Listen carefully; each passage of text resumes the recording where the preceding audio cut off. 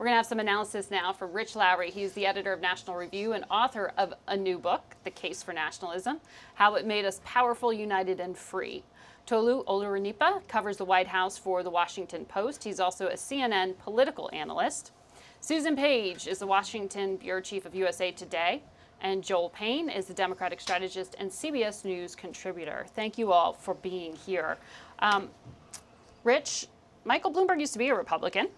He did? He does have a record that he will have to explain in terms of policies when he was New York mayor, stop and frisk and the like. The allegation was nanny state in terms of, restrictions on big gulps and things like that. But is he the kind of centrist Democrat that Republicans might be able to warm up to if they're not going to vote for Trump? I think Michael Bloomberg has probably seriously annoyed everyone in the country over some particular issue over the course of his career. And just the theory of his campaign here, I've been wrong before, but seems preposterous. Skipping Iowa or New Hampshire usually doesn't work out well for candidates, but skipping the first four contests and then bludgeoning your way into the race through sheer financial force after that, after it significantly gelled, just seems absurd to me, and a way to spend a lot of money and make a lot of consultants rich, but not win many delegates. And not any support from Republicans either. He has the first you don't think part he's of the got an process actual is shot winning at the being Democratic the nominee. nomination. Yeah, and prior to this point, early in polling just didn't show very warm feelings for him among Democrats to begin with. Joel, is that also your read? I think that's right. I also have the ridiculous hot take that Democrats like to vote for Democrats. And Mike Bloomberg is famously not a Democrat. He's an independent. I do think that he is trying to build goodwill with the party, not just with all of the ads that he's buying to spread his name, but he's also supporting a lot of Democratic progressive initiatives, voter registration. He's spent a lot of money supporting gun control and climate change. So I think he has eased a lot of concerns and allayed a lot of concerns with the leadership of the party.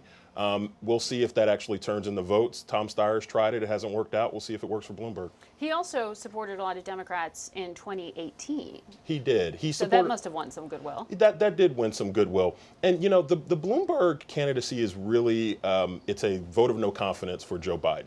I mean, Joe Biden was supposed to be... You agree with Kellyanne Conway, essentially. I mean, essentially, because the theory of the case is that Joe Biden was supposed to be the person that owned that moderate middle lane in the Democratic Party. It has not worked out yet, or at least the people behind Joe Biden probably don't feel that way quite yet. There's still time for the former vice president to earn that support, but he's got a lot of competition now with someone like Bloomberg. And by the way, Pete Buttigieg, Amy Klobuchar, there are other moderates in the race who've come after his support.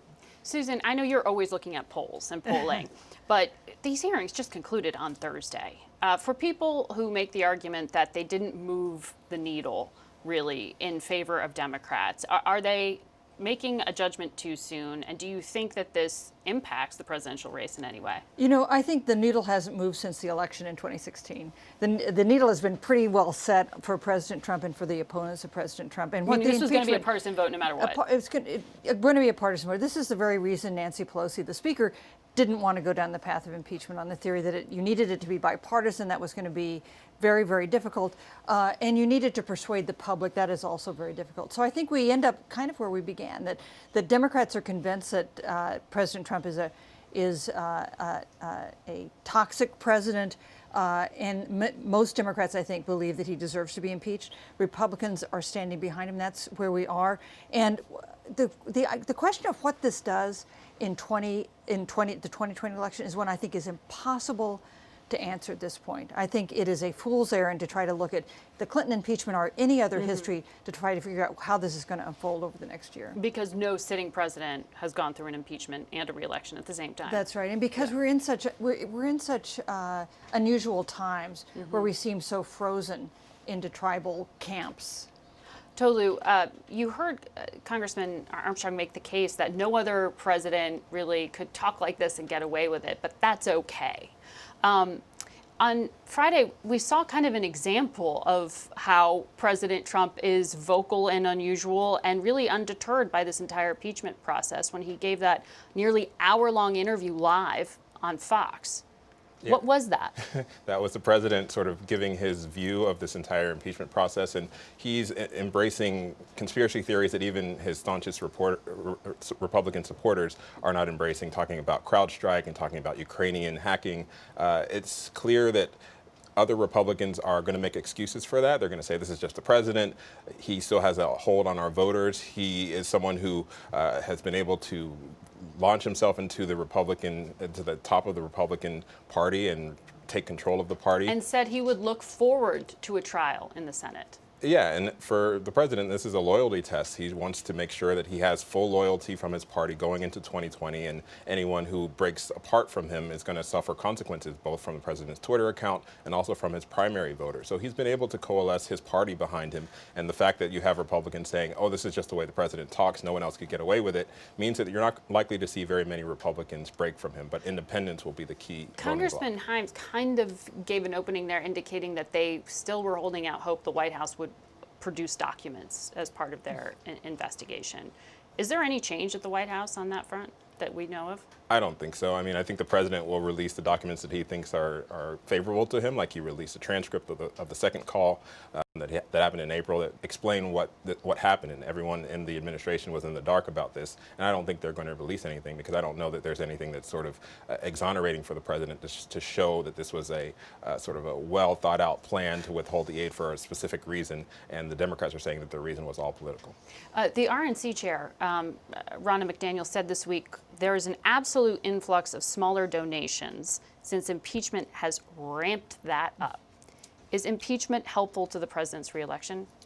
I don't know. I think probably he'll be impeached and acquitted, and 2 weeks later it'll feel like old news, the way everything feels like old news. And I think if these hearings were just on par with the Iran-Contra hearings back in the Reagan era, hearings to get the facts out, extract damaging revelations, dominate the headlines, they'd be a home run.